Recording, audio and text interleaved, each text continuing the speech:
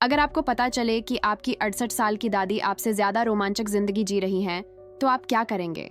अगर आप भारतीय संस्कृति की ऐसी अविश्वसनीय कहानियां जानना चाहते हैं जो आपको प्रेरित करें, तो इस वीडियो को लाइक करें और भी दिल को छू लेने वाली सामग्री के लिए चैनल को सब्सक्राइब करें।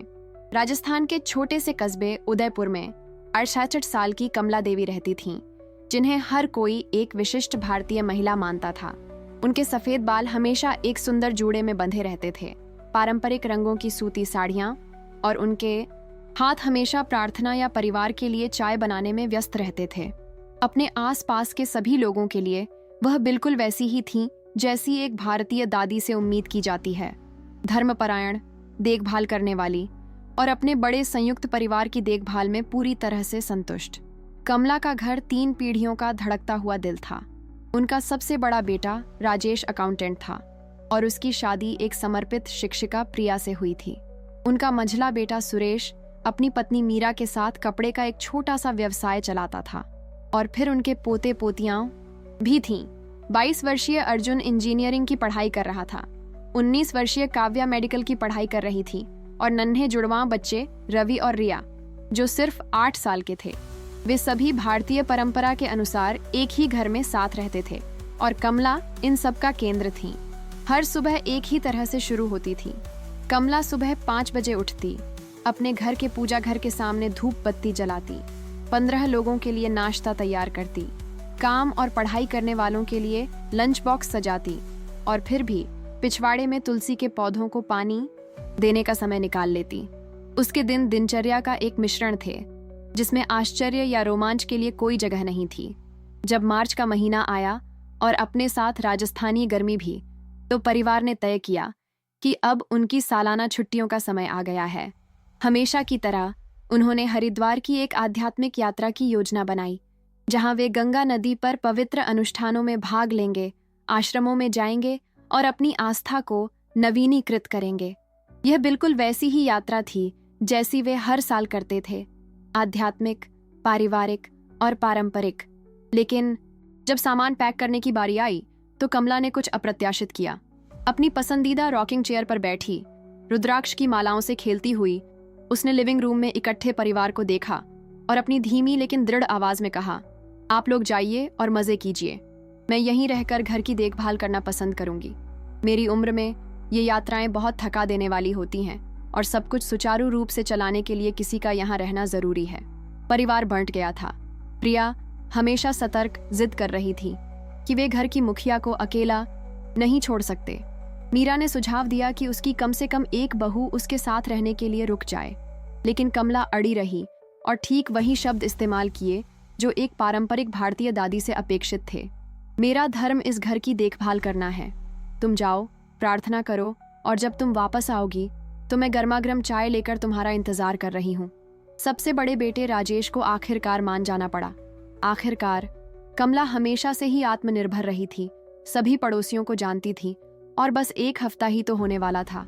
उन्होंने सब कुछ व्यवस्थित कर दिया, अतिरिक्त पैसे छोड़ दिए, आपातकालीन फोन नंबर दिए, पड़ोसियों से उस पर नजर रखने को कहा और यहाँ तक कि कई फ्रोजन फूड भी तैयार कर दिए ताकि उसे ज्यादा खाना न बनाना पड़े।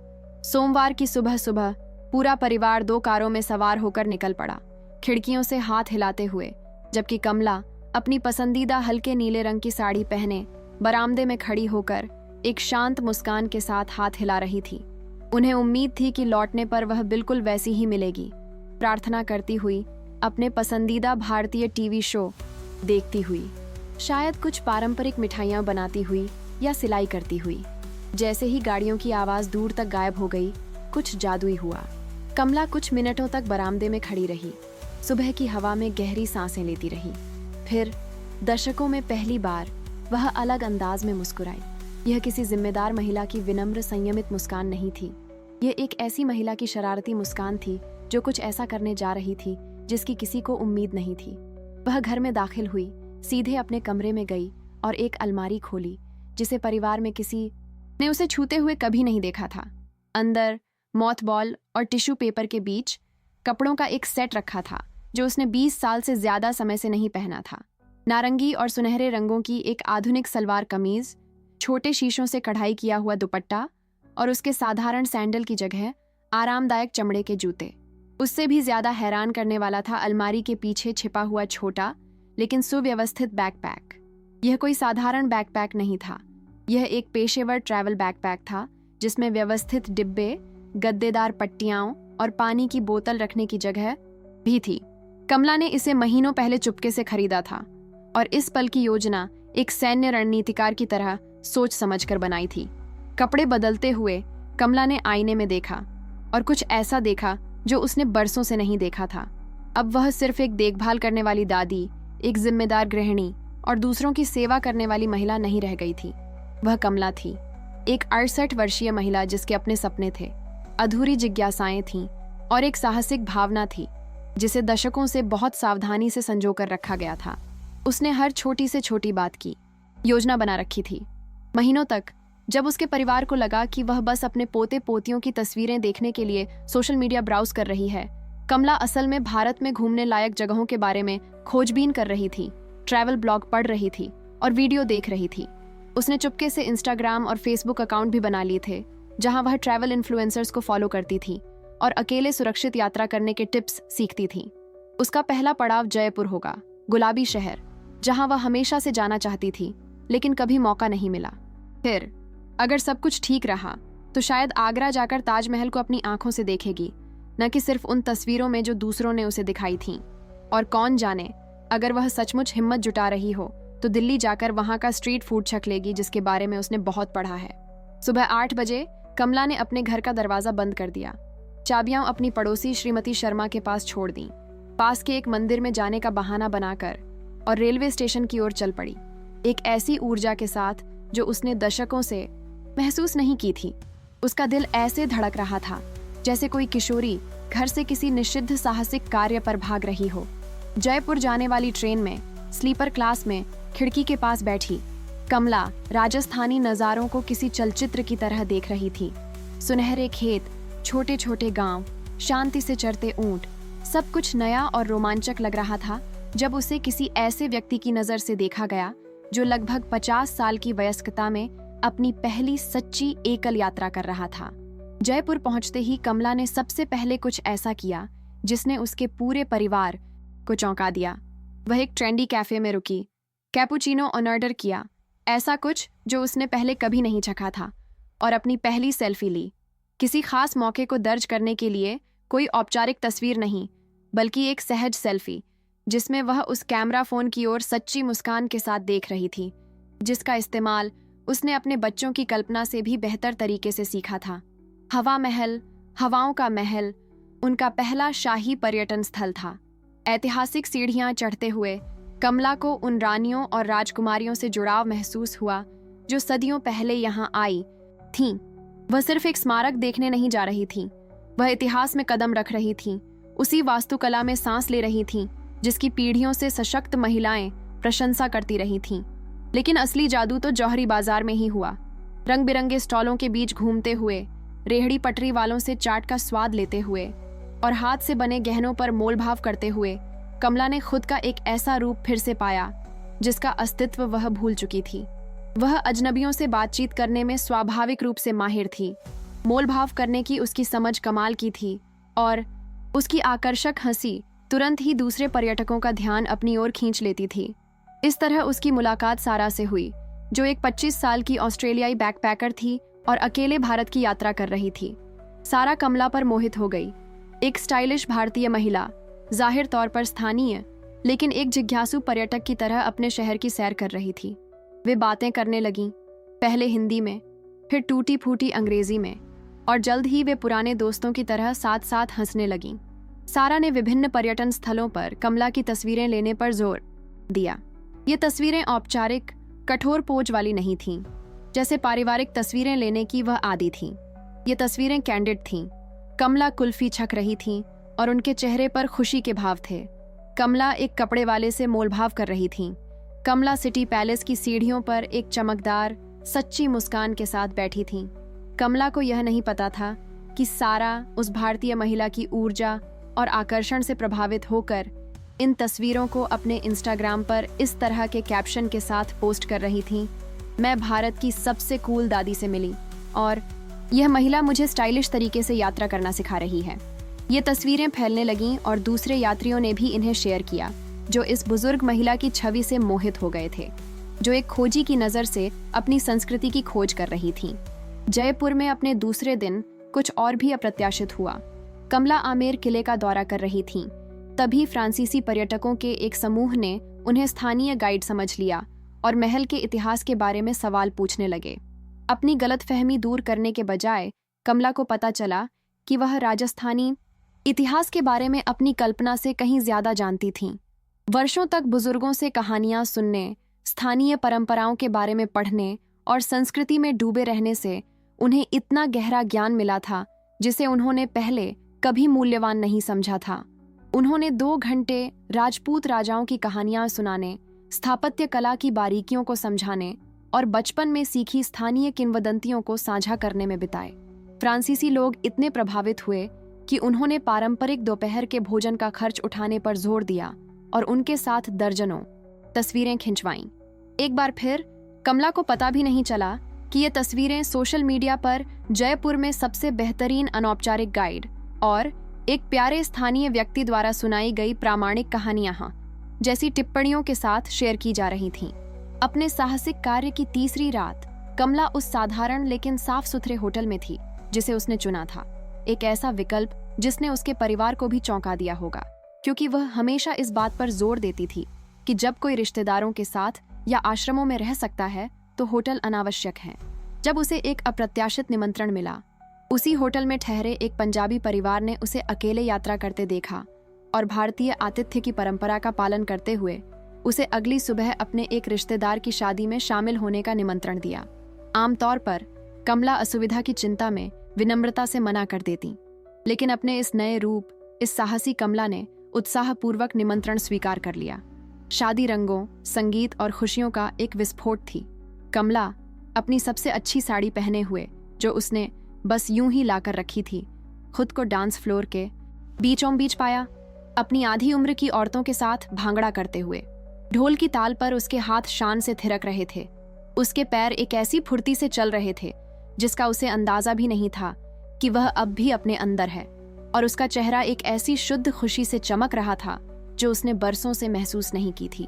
कमला की ऊर्जा से प्रभावित होकर एक युवा अतिथि ने कमला के नृत्य का एक वीडियो रिकॉर्ड किया और उसे टिकटॉक पर इस कैप्शन के साथ पोस्ट कर दिया, जब आपकी दादी में आपसे ज्यादा ऊर्जा हो।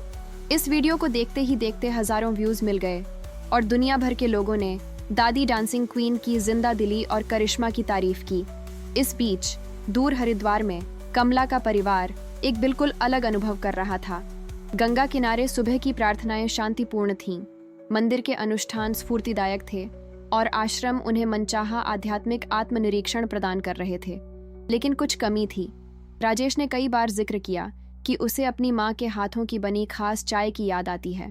प्रिया ने कहा कि बच्चे अपनी दादी द्वारा हर रात सुनाई जाने वाली कहानियों के बिना कम जीवंत लगते थे। यहाँ तक कि बड़ों को भी परिवार के अनुभव में कुछ अधूरा सा लग रहा था। यात्रा की चौथी रात उनकी 19 वर्षीय पोती, जो मेडिकल की छात्रा है, काव्या, इंस्टाग्राम पर ब्राउज कर रही थी। तभी उसकी नज़र किसी चीज़ पर पड़ी। ये एक जानी पहचानी तस्वीर थी, फिर भी बिल्कुल अनजानी। तस्वीर में दिख रही महिला ने एक साड़ी पहनी हुई थी जिसे वह पहचानती थी। उसका चेहरा भी उसे पहचानता था, लेकिन वह एक ऐसी जगह पर थी जिसका कोई मतलब नहीं था और वह कुछ बिल्कुल अप्रत्याशित कर रही थी। माँ, उसने प्रिया को अपना फोन दिखाते हुए कहा, क्या यह महिला दादी जैसी नहीं दिखती? प्रिया ने तस्वीर को गौर से देखा। यह जयपुर के एक ट्रेंडी कैफे में बैठी एक बुजुर्ग महिला की थी, जो कैपुचिनो का कप पकड़े कैमरे की तरफ देखकर मुस्कुरा रही थी। समानता तो साफ थी, लेकिन यह विचार बेतुका था। कैप्शन में लिखा था, जयपुर की इस अद्भुत स्थानीय महिला से मिलिए। वह एक पर्यटक की तरह अपने शहर की सैर कर रही हैं और जिंदगी का भरपूर आनंद ले रही हैं। हाल प्रेरणादायक यात्रा। दैडिया कभी बूढ़ी नहीं होगी, यह नामुमकिन है, प्रिया बुदबुदाई। लेकिन उसके मन में एक अजीब सी बेचैनी बढ़ने लगी। उसने जयपुर और बड़ी उम्र की महिलाओं से टैग की हुई और पोस्ट ढूंढनी शुरू कर दी। उसे यह देखकर बहुत आश्चर्य हुआ कि उसे और भी तस्वीरें मिली, और भी बहुत सी। कमला हवा महल के सामने पोज दे रही थी। कमला स्ट्रीट फूड का स्वाद लेते हुए बेहद खुश थी। कमला विदेशी पर्यटकों के एक समूह के साथ हंस रही थी। और फिर वह वीडियो जिसने प्रिया का दिल लगभग रोक दिया। कमला एक शादी में नाच रही थी, एक ऐसी शालीनता और ऊर्जा के साथ जो परिवार ने घर पर शायद ही कभी देखी हो। प्रिया ने तुरंत अपने पति और परिवार के बाकी सदस्यों को फोन किया। कुछ ही मिनटों में सभी लोग फोन के चारों ओर इकट्ठा हो गए, एक के बाद एक तस्वीरें, एक के बाद एक वीडियो देखते हुए ये समझने की कोशिश कर रहे थे कि वे क्या देख रहे हैं। जिस महिला को वे घर पर अपने अकेलेपन में उलझा हुआ छोड़ गए थे, वह स्पष्ट रूप से जीवन का सबसे बड़ा रोमांच अनुभव कर रही थी। वह जयपुर कैसे आ गई? राजेश बार बार पूछ रहा था। उसने कहा था कि वह घर पर रहेगी, प्रार्थना करेगी और टीवी देखेगी। सुरेश, जो हमेशा व्यावहारिक स्वभाव का था, मन ही मन हिसाब लगा रहा था। उसने जरूर इसकी योजना बनाई होगी। आप उदयपुर से जयपुर यूं ही नहीं जाते। उसने जरूर होटल बुक किया होगा, ट्रेन के टिकट लिए होंगे। सबसे बड़ा पोता अर्जुन पोस्ट पर आए कमेंट्स को देख रहा था। दोस्तों, आपको ये जरूर देखना चाहिए। लोग उन्हें दादी गोल्स और ट्रैवल इंस्पिरेशन कह रहे हैं। यहाँ एक पोस्ट है जिसे हजारों बार शेयर किया जा चुका है। परिवार को सबसे ज्यादा हैरानी सिर्फ इस बात से नहीं हुई कि कमला यात्रा कर रही थी, बल्कि इस बात से हुई कि वह ऐसा करते हुए कितनी सहज लग रही थी। तस्वीरों और वीडियो में वह न तो भ्रमित दिख रही थी और न ही खोई हुई। वह आत्मविश्वास से भरी, खुश और आश्चर्यजनक रूप से आधुनिक लग रही थी। यह साफ था कि यह कोई जल्दबाजी में लिया गया फैसला नहीं था, बल्कि उसने सोच समझकर यह फैसला लिया था। मीरा, जो हमेशा परिवार में सबसे ज्यादा भावुक रहती थी, रोने लगी। हमने उसे अकेला छोड़ दिया था और वो इतने सालों से चुपचाप सहती रही। लेकिन काव्या, जो सबसे छोटी और शायद सबसे समझदार थी, की राय कुछ और ही थी। नहीं, इन तस्वीरों में उसके चेहरे देखो। वो उदास या जरूरतमंद नहीं लग रही, वो आजाद लग रही है, जैसे वो वही कर रही हो जो वो हमेशा से करना चाहती थी। धीरे धीरे यह एहसास उसके अंदर उतरने लगा। कमला अकेली और उदास नहीं रह गई थी, वह अकेली और आजाद रह गई थी। खुद का वह रूप होने की आजादी, जिसे वह 15 लोगों की देखभाल करते हुए, एक बड़े घर को संभालते हुए और एक आदर्श गृहिणी होने की उम्मीदों पर खरी उतरते हुए शायद ही कभी व्यक्त कर पाती। सबसे बड़े बेटे के तौर पर राजेश को गर्व और अपराध बोध का मिला जुला एहसास हुआ। गर्व इसलिए क्योंकि उसकी माँ अपनी सबसे अच्छी जिंदगी जी रही थी, लेकिन अपराध बोध इसलिए क्योंकि शायद उन्होंने कभी उनसे यह नहीं पूछा कि वह अपने लिए क्या चाहती हैं।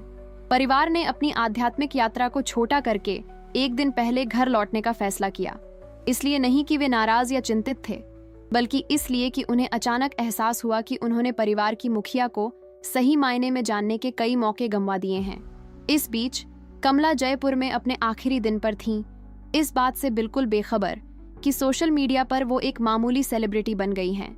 उन्होंने एक आखिरी साहसिक कार्य करने का फैसला किया था। शहर के किसी मशहूर रूफटॉप कैफे में जाकर गुलाबी शहर में सूर्यास्त का नजारा देखना। छत पर बैठी खास मसाला चाय की चुस्कियां लेते हुए आसमान को नारंगी और गुलाबी रंग में बदलते हुए देख रही कमला ने पिछले कुछ दिनों के बारे में सोचा। उसे ऐसा लग रहा था जैसे उसने अपने अंदर के उस हिस्से को फिर से खोज लिया हो, जिसे उसने दशकों से बड़ी सावधानी से छुपा कर रखा था। ऐसा नहीं था कि वह अपने परिवार से प्यार नहीं करती थी, वह उनसे बेहद प्यार करती थी, लेकिन दूसरों के लिए जीने और अपने लिए जीने में फर्क होता है। उसने अपनी यात्रा के दौरान मिली महिलाओं के बारे में सोचा। सारा, वह युवा ऑस्ट्रेलियाई महिला जिसने उसके साथ सिर्फ माँ जैसा नहीं बल्कि बराबरी का व्यवहार किया। शादी में आई वे महिलाएं जिन्होंने उसे अपने नाच गाने और हंसी मजाक में शामिल किया। वे पर्यटक जिन्होंने उसके ज्ञान और कहानियों की कद्र की। इन सभी लोगों के लिए वह सबका ख्याल रखने वाली दादी नहीं थी, वह बस कमला थी, अपने अनुभवों और नजरियों वाली एक दिलचस्प महिला। अगली सुबह कमला उदयपुर वापस लौट गई। ट्रेन के सफर के दौरान उसने अपनी तस्वीरें व्यवस्थित कीं, अपने रोमांचक अनुभवों को याद किया और मन ही मन तैयारी की कि वह अपने परिवार को कैसे बताएगी। वह घबराई हुई थी, लेकिन उसे कोई पछतावा नहीं था। दशकों में पहली बार उसने पूरी तरह से अपने लिए कुछ किया था और यह अनुभव उसके लिए बहुत बड़ा बदलाव लेकर आया। जब ट्रेन उदयपुर स्टेशन पहुंची तो कमला रिक्शे से घर लौटी, अपने यात्रा के कपड़े पहने हुए और अपना एडवेंचर बैकपैक लिए हुए। उसने अपने परिवार से कुछ घंटे पहले पहुंचने की योजना बनाई थी ताकि वह अपना सामान समेट सके और ऐसा माहौल बना सके जैसे उसने घर छोड़ा ही ना हो। लेकिन जब रिक्शा उसकी गली में मोड़ पर मुड़ा तो उसने अपने घर के सामने 2 पारिवारिक गाड़ियां खड़ी देखीं। उसकी धड़कनें तेज हो गईं। परिवार जल्दी लौट आया था। जो हुआ था उसे छिपाया नहीं जा सकता था। कमला ने रिक्शा का किराया दिया, गहरी सांस ली और अपना बैग पीठ पर लादे सिर ऊंचा किए दरवाजे की तरफ चल पड़ी। अगर उसे ढूंढा भी जाएगा तो कम से कम इज्जत के साथ। इससे पहले कि वह अपनी चाबियां इस्तेमाल कर पाती, दरवाजा खुल गया। राजेश प्रवेश द्वार पर खड़ा था। उसके हाथ में एक फोन था जिस पर उसकी माँ की एक वायरल तस्वीर थी। उसके पीछे पूरा परिवार लिविंग रूम में इकट्ठा था और सभी उसकी ओर ऐसे भावों से देख रहे थे जिन्हें वह ठीक से समझ नहीं पा रही थी। एक पल के लिए सन्नाटा छा गया। कमला अपने बेटों, बहुओं और पोते पोतियों के चेहरों को देखती रही, उनकी भावनाओं को समझने की कोशिश करती रही। क्या वे नाराज थे, निराश, चिंतित? तभी उनकी 19 साल की पोती काव्या मुस्कुराने लगी। फिर वो हंसने लगी। फिर वो तालियां बजाने लगी। दादी, उसने कहा, आप आधिकारिक तौर पर इस परिवार में सबसे अच्छी व्यक्ति हैं। इसके बाद सवालों, गले मिलने, आंसुओं और हंसी का दौर शुरू हो गया। पूरा परिवार सब कुछ जानना चाहता था। उसने यात्रा की योजना कैसे बनाई, कहाँ रुकी, क्या खाया, किससे बात की। लेकिन उससे भी ज्यादा वे यह समझना चाहते थे कि उसे यह सब अकेले और गुप्त रूप से करने की जरूरत क्यों महसूस हुई। कमला अभी भी थोड़ी घबराई हुई थी, लेकिन आत्मविश्वास से भरती जा रही थी। उसने अपनी कहानी सुनानी शुरू की। उसने बताया कि वह इसलिए नहीं भागी थी क्योंकि वह दुखी थी, बल्कि इसलिए कि वह कुछ दिनों के लिए खुद के रूप में रहना चाहती थी। वह नई चीजें आजमाना चाहती थी, अलग अलग लोगों से मिलना चाहती थी और जगहों को सिर्फ दूसरों के अनुभवों के बजाय अपनी आंखों से देखना चाहती थी। 50 सालों तक उन्होंने अपनी पसंदीदा कुर्सी पर बैठते हुए, लेकिन अब भी अपने सफर के कपड़े पहने हुए कहा, मैं एक पत्नी, एक माँ, एक सास, एक दादी थी। मुझे हर भूमिका पसंद थी और अब भी है, लेकिन कुछ दिनों के लिए मैं बस कमला बनना चाहती थी। मैं जानना चाहती थी कि जब मैं किसी और की देखभाल नहीं कर रही होती थी तब मैं कौन होती थी। प्रिया, जो कमला को अकेला छोड़कर जाने के बाद खुद को दोषी महसूस कर रही थी, अब समझ रही थी। माँ जी, हमने आपसे कभी नहीं पूछा कि आप अपने लिए क्या चाहती हैं। हम हमेशा यही सोचते थे कि आप बस हमारा ख्याल रखकर ही खुश हैं। मैं खुश थी, कमला ने जवाब दिया, लेकिन खुशी सिर्फ एक चीज नहीं होती। मैं अपने परिवार की देखभाल करके भी खुश रह सकती हूँ और दुनिया घूमने में भी। ये दोनों चीजें एक दूसरे को रद्द नहीं करती। तकनीक से हमेशा आकर्षित रहने वाले अर्जुन ने अपनी दादी को दिखाया कि कैसे उनकी तस्वीरें इंटरनेट पर छा गई हैं। दादी, आप एक प्रभावशाली व्यक्ति बन गई हैं। दुनिया भर के लोग आपकी प्रेरणा पर टिप्पणी कर रहे हैं। कमला को यह जानकर सचमुच आश्चर्य हुआ कि उसके छोटे से साहसिक कार्य ने इतने सारे लोगों को प्रभावित किया। उसने अपने परिवार की मदद से कुछ टिप्पणियां पढ़ीं। बड़े होने पर मेरे लक्ष्य, अपने सपनों को जीने के लिए कभी देर नहीं होती। इस महिला में मुझसे भी ज्यादा साहसिक भावना है। लेकिन एक विशेष टिप्पणी के लिए जो वास्तव में आपकी यात्रा को प्रभावित करती है। एक महिला ने लिखा है, मेरी दादी का पिछले साल निधन हो गया और वह हमेशा कहती थी कि वह यात्रा करना चाहती हैं, लेकिन कभी नहीं कर पाई। यह देखकर मुझे खुशी होती है कि कुछ दादियां अपने सपनों को जी पाती हैं। मेरी माँ की स्थगित इच्छाओं को पूरा करने में मेरी मदद करने के लिए मुझे प्रेरित करने के लिए धन्यवाद। मीरा, जो सालों से इस चिंता में डूबी थी कि क्या वह एक अच्छी बहू बन पा रही है, उसे एक जरूरी बात का एहसास हुआ। माँ, शायद हम आपकी देखभाल में इतने व्यस्त थे कि हम यह पूछना ही भूल गए कि आप कैसे देखभाल चाहती हैं। सुरेश, जो हमेशा व्यावहारिक रहा, ने वह प्रश्न पूछा जो हर कोई सोच रहा था लेकिन पूछने में झिझक रहा था। माँ, क्या आप और यात्रा करना चाहती हैं? हम उन जगहों पर पारिवारिक छुट्टियों की योजना बना सकते हैं जिन्हें आप देखना चाहती हैं। कमला मुस्कुराई, लेकिन धीरे से सिर हिलाया। पारिवारिक छुट्टियां बहुत अच्छी होती हैं और मुझे वे बहुत पसंद हैं, लेकिन यह यात्रा इसलिए खास थी क्योंकि मैं अकेली गई थी, क्योंकि मुझे सारे फैसले लेने, अपनी जिज्ञासा का पालन करने और अपने बारे में नई चीजें जानने का मौका मिला। कुछ अनुभव बदलाव लाने के लिए व्यक्तिगत होने चाहिए। परिवार ने बाकी शाम कमला के साहसिक कारनामों की विस्तृत कहानियां सुनने में बिताई। उसने बताया कि उस कैपुचिनो ने उसे कितना परिष्कृत महसूस कराया, उस शादी के बारे में जहां उसने तब तक नृत्य किया जब तक उसके पैर दुखने नहीं लगे, और विदेशियों के साथ हुई बातचीत के बारे में बताया जिससे उसे एहसास हुआ कि उसके पास कितना मूल्यवान सांस्कृतिक ज्ञान है।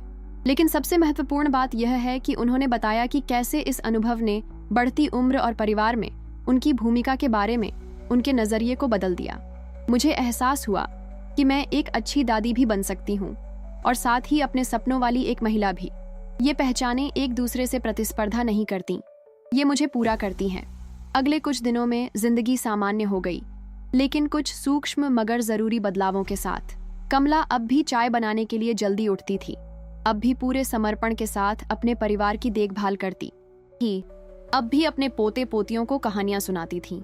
लेकिन अब उसकी आंखों में कुछ नया था, आजादी और आत्म जागरूकता की एक ऐसी चमक जो पहले नहीं थी। परिवार भी बदल गया। वे कमला की निजी रुचियों के बारे में पूछने लगे, उसे उन जगहों के बारे में बातचीत में शामिल करने लगे जहां वे जाना चाहते थे, और यह समझने लगे कि वह एक देखभालकर्ता की भूमिका से परे अपनी इच्छाओं वाली एक इंसान है।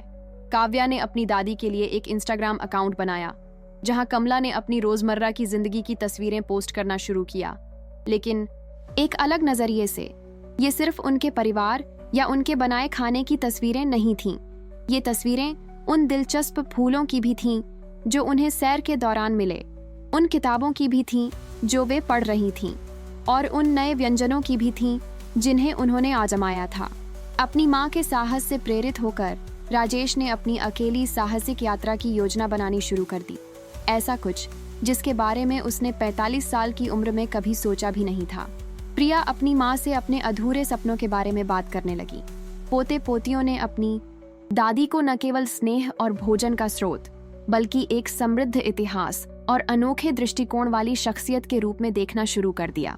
अपनी गुप्त यात्रा के 3 महीने बाद कमला को अपने नए इंस्टाग्राम अकाउंट पर एक अप्रत्याशित संदेश मिला। यह सारा का था, वह युवा ऑस्ट्रेलियाई महिला जो जयपुर में मिली थी। सारा भारत लौटने की योजना बना रही थी और जानना चाहती थी कि क्या कमला उससे फिर मिलना चाहेगी, शायद उसे राजस्थान की कुछ और खास जगहें दिखाने के लिए। अपने वयस्क जीवन में पहली बार कमला को एक ऐसा फैसला लेना पड़ा जो पूरी तरह से उसकी इच्छाओं पर आधारित था, न कि उसके परिवार के लिए क्या बेहतर है। और पहली बार इस फैसले को लेने में उसे अपने परिवार का पूरा समर्थन मिला। उसने सारा को ढूंढने का फैसला किया और इस बार उसके परिवार ने उसकी यात्रा की योजना बनाने में उसकी मदद की। लेकिन वे समझते थे कि यह भी एक अकेले साहसिक कार्य होगा। कमला ने उन दिनों अकेलेपन में अपने बारे में कुछ अनमोल सीखा था और वह इस नई स्वतंत्र पहचान की खोज जारी रखने की हकदार थी।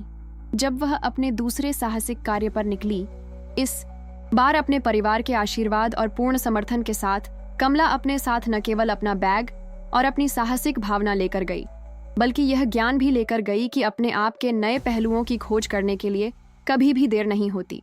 कमला की कहानी सोशल मीडिया से कहीं आगे तक फैल गई। वह इस बात का प्रतीक बन गई कि उम्र हमारी संभावनाओं को परिभाषित नहीं करती, पारिवारिक भूमिकाएं हमारी व्यक्तिगतता को सीमित नहीं करती, और कभी कभी जिन लोगों से हम सबसे ज्यादा प्यार करते हैं वही हमें सबसे ज्यादा हैरान करते हैं। उनकी यात्रा ने यह साबित कर दिया कि एक पारंपरिक भारतीय दादी भी एक आधुनिक साहसी हो सकती है। परिवार की देखभाल करना और स्वयं की देखभाल करना विपरीत अवधारणाएं नहीं हैं, और उम्र के साथ आने वाली समझदारी में यह जानना भी शामिल है कि अपने सपनों को पूरा करने का समय कब है। और इस तरह 68 साल की कमला देवी ने 21वीं सदी में एक भारतीय मातृसत्ता होने का अर्थ नए सिरे से परिभाषित किया। अपनी परंपराओं या जिम्मेदारियों को त्याग कर नहीं, बल्कि अपनी पहचान का विस्तार करके, अपनी आकांक्षाओं और खोजों को भी इसमें शामिल करके। क्योंकि आखिरकार जिंदगी के कुछ बेहतरीन रोमांच तब होते हैं जब हम खुद को भी हैरान करने का साहस जुटा पाते हैं।